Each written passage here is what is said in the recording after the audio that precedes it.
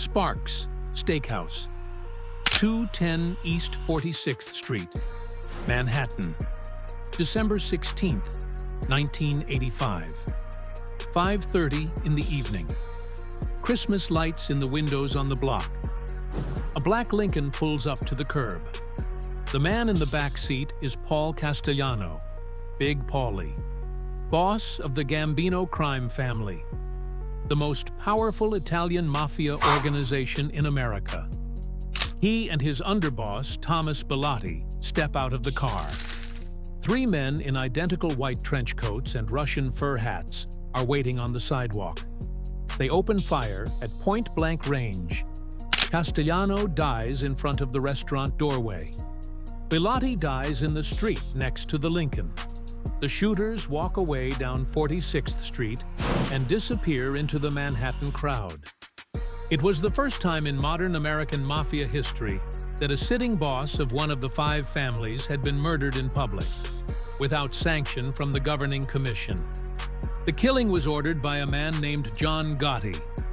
Within a week, he had taken over the Gambino family. That family ran New York for the next 20 years, and it is still running pieces of it now. 100 years of continuous operation. The Gambino family is still answering federal indictments in 2025. This is the story of how it all started, who built it, who broke it, and why it has not died. If you ain't subscribed yet, hit subscribe. Drop a name in the comments if there's an organization you want me to cover next. All right, let's get into it. The Gambino family did not begin with Carlo Gambino. It began with a Sicilian immigrant named Salvatore D'Aquila in 1910.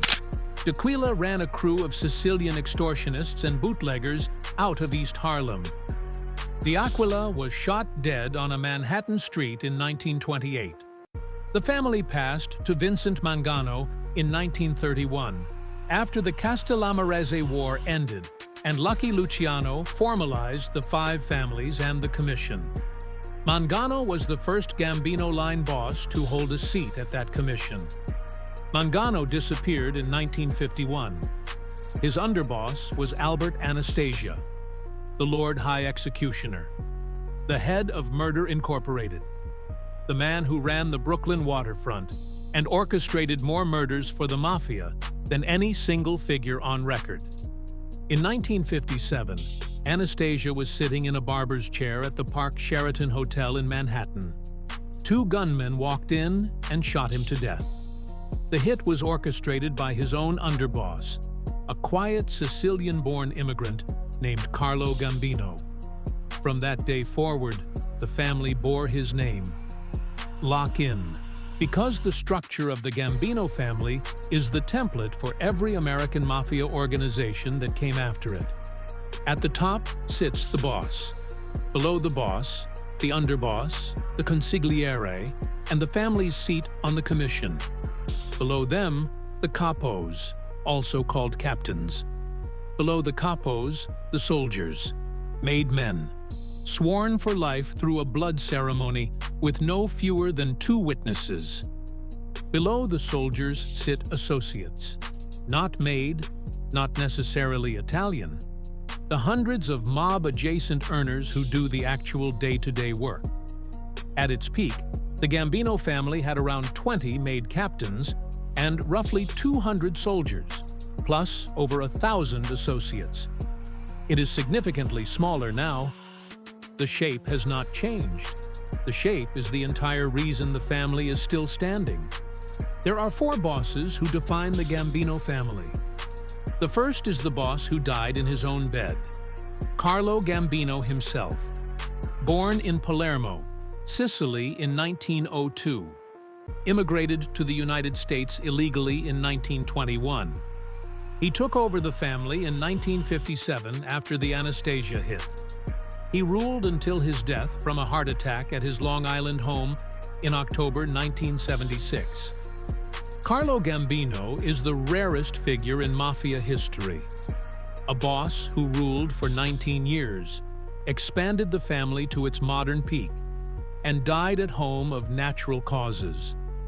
The second is the boss who built a mansion modeled on the White House, Paul Castellano. Carlo's brother-in-law, he took over the family in 1976 and ruled for 9 years from a hilltop estate on Staten Island. He was shot dead outside Sparks Steakhouse on December 16, 1985. The third is the boss who wanted everyone to know who he was, John Gotti, the Teflon Don. He ordered the Sparks hit.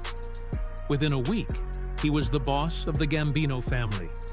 He was the most visible American Mafia boss in history.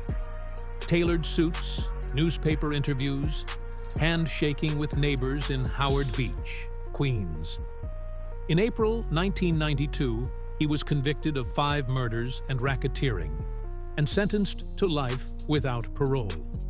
He died of throat cancer in federal prison in June 2002. The fourth is the modern era. The official boss today, by reputation, is Domenico Cefalù, Italian Dom. The street boss is Lorenzo Manino. Lore. Neither is famous, neither wants to be. 4 bosses, 4 eras, 1 family. Now here's where the Gambino family is different from the cartels and the European mafias we have covered. The Gambinos were never primarily about drugs. The business splits 3 ways. First, construction and labor. The Gambinos controlled, through corrupt union officials, the concrete, demolition, and carting industries in New York for most of the second half of the 20th century. The December 2024 federal indictment, unsealed in Brooklyn, charged 10 Gambino members and associates with attempting to dominate the New York carting and demolition industries. Still the family business. Second, the vice economy. Illegal gambling. Loan sharking at interest rates up to 5% a week. Some narcotics, mostly through associates rather than made members. Third, the protection economy. Extortion of restaurants, garment manufacturers, trucking firms, garbage haulers, and union locals. This is where the famous Gotti-era cash flow came from. At its peak in the 1970s, the Gambino family's annual revenue was estimated by federal prosecutors at over $500 million a year. In 1970s, money. $500 million a year. From one mafia family. In 1 decade. Now, lock in. Because the takedowns of the Gambino family are the most documented federal prosecutions of any American mafia organization in history. The federal takedown began in earnest in 1992.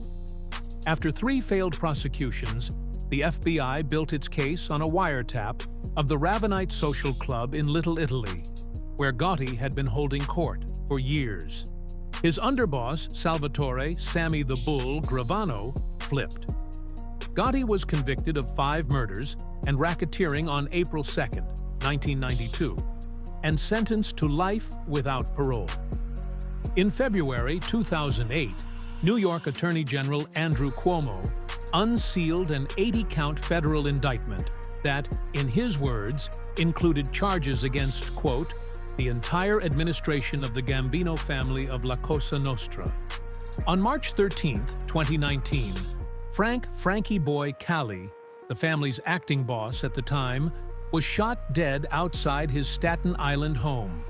The first U.S. Mafia boss assassinated on American soil since Castellano in 1985. And on October 23, 2025, federal prosecutors unsealed indictments against more than 30 individuals tied to the Gambino, Genovese, Bonanno, and Lucchese families. The charges included Portland Trail Blazers head coach Chauncey Billups and former NBA player Damon Jones in a sophisticated illegal poker scheme. The Gambino family, federal indictment, with an NBA coach in it in 2025. So is the Gambino family still active today? Yes, and as of 2025, still answering federal indictments. The official boss, by reputation, is Domenico Cefalù. The street boss is Lorenzo Manino. The family lost its longtime consigliere, Joseph Jojo Corozzo, who died of natural causes on December 4, 2024. The family is significantly smaller than it was at its peak, with most estimates putting it under 200 made soldiers. But the December 2024 carting indictments and the October 2025 NBA poker scheme show the organization is still functional, still running labor rackets in the construction industry, still running illegal gambling, still made up of the same families, the same neighborhoods, the same names that have appeared in federal court records for 100 years. The Gambino family is 115 years old, older than the FBI, older than RICO, older than the Federal Organized Crime Division that has spent the last 50 years trying to take it apart. Carlo Gambino died in his bed. Paul Castellano died on the sidewalk. John Gotti died in prison. Frank Cali died on the driveway of his own home.